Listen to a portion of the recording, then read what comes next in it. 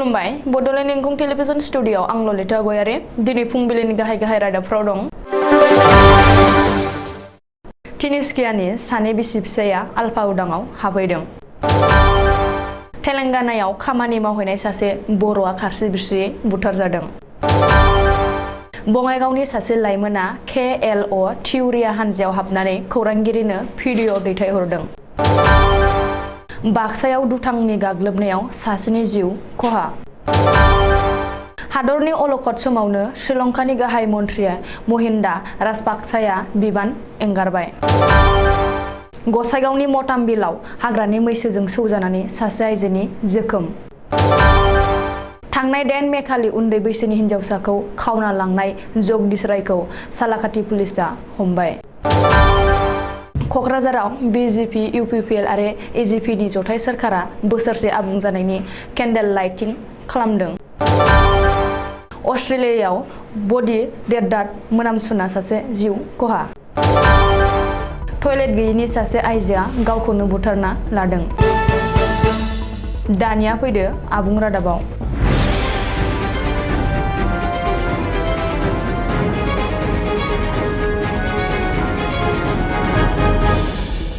मोनसे सोमोनांथाव जाथाय बिसि फिसाय सानैबो खौसेयै हाबहैबाय आलफा उदाङाव। मख'जाथावदि तिनिसुकिया जिल्लानि 1 नं सेलेंगुरि गामिनि नखरसेनि सानै बिसि फिसाया गावनि 4 बोसोरनि उन्दै गथ'साखौ गारनानै खारखुमालांबाय आलफायाव जयेन जानो। फरेस्ट बरुवा दैदेननाय आलफा उदाङाव खारखुमाना जयेन जाहैनाय सुबुंफोरनि मुङा फिसाय 34 बोसोर बैसोनि उसु नयक आरो बिसि 29 बोसोर बैसोनि ममता नयक होनना सिनायथिनाय जादों। दायो नखरनि सुबुंफ्रा सानैबो सुबुंखौ आलफाया लाखियालाबानो हगारहरफिननो खावलायदों।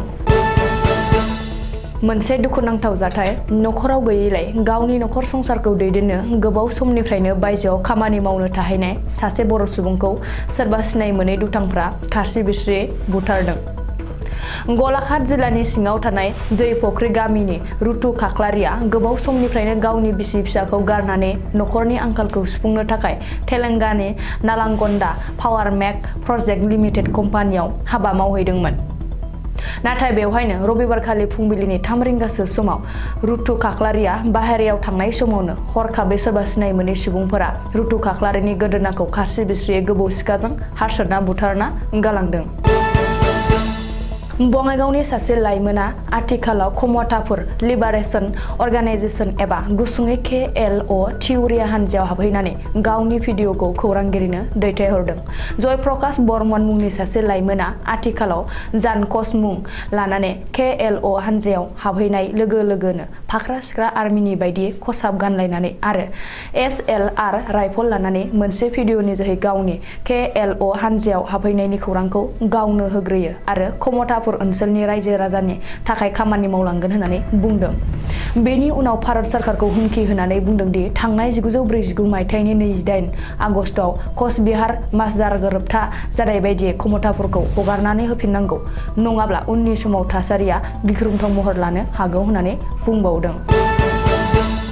सासे दुथां सेंग्राया गंसे नखरनि सुबुंफोरनि सायाव इनायै गाग्लोबदों। बाक्सा जिल्लानि आनन्द बाजार कुसुगाव ओनसोलनि उलाउद्दिन मुंनि गंसे नखराव सासे दुथां सेंग्राया हरखाबै फैना उलाउद्दिननि नखरनि सुबुंफोरनि सायाव इनायै गाग्लोबना गोब्राब जोखोम खालामलांदों।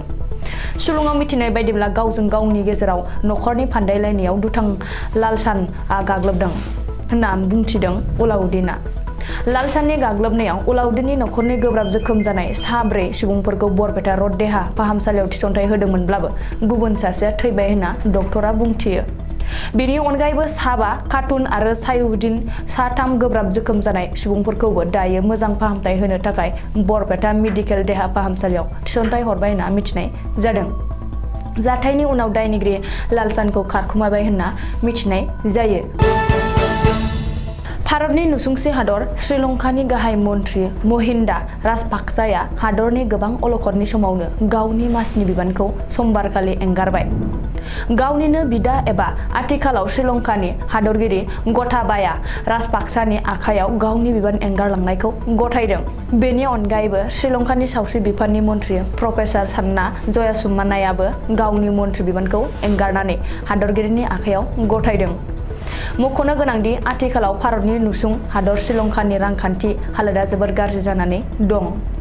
जायनि जाहोनाव श्रीलंकानि रायजो राजाया जोबोर खुद्रिनानै दं आरो सानफ्रोमबो हरताल एबा सोमावसारनानै गावसोरनि खुद्रिनायखौ फोरमायथिदों। बे खुद्रिसारनायाव गासै सा 20 सुबुङा जोखोम जानांदोंमोन।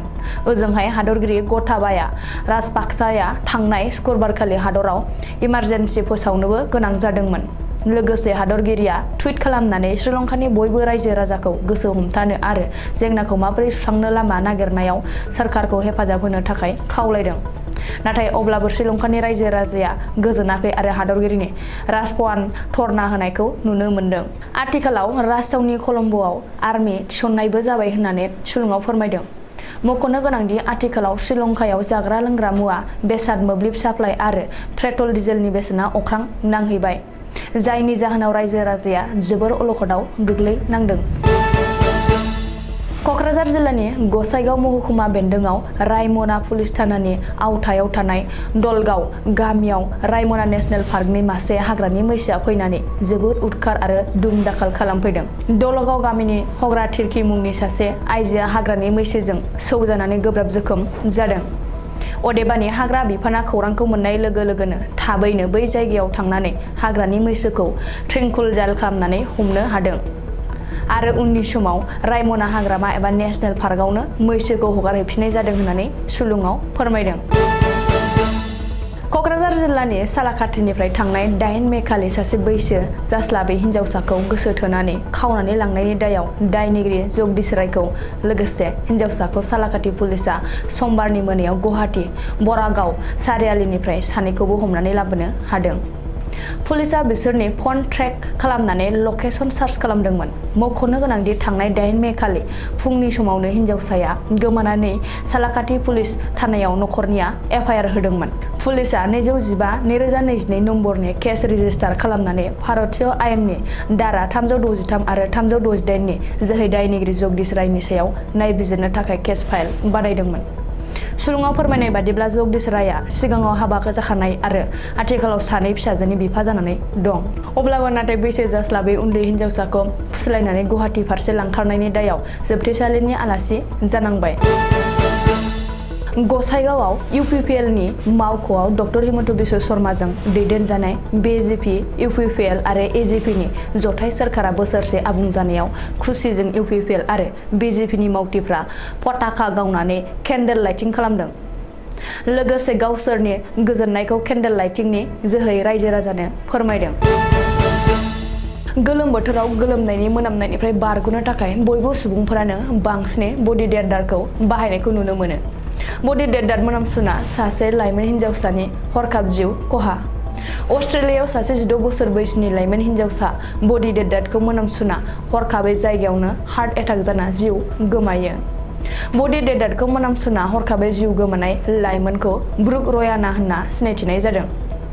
जाथायनि उनाव देहा फाहामसालियाव थिसनथाय होदोंमोनब्लाबो देहा फाहामसालियावनो थैबाय होनना मिथिहोयो। मोनसे सोमोनांथाव जाथाय।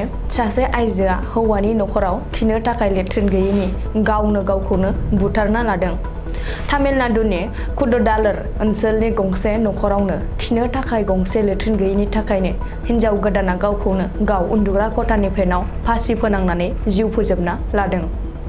सुलुङाव मिथिनाय बायदिब्ला बिसिया फिसायखौ खनले-खनलेयै लेट्रिन लुनो खावलायदोंमोन, नाथाय जेबो खेर खेरायाखैमोन आरो माब्लाबा लेट्रिननि थाखाय फिसाय आरो गावनि गेजेराव गोबां खेब नांलायबाय थानायबो जादोंमोन होनना मिथिनाय जादों।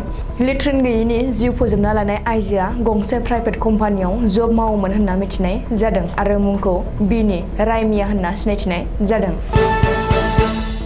दिनैनि रादाबा एसेनोसै। गोजोन्थों।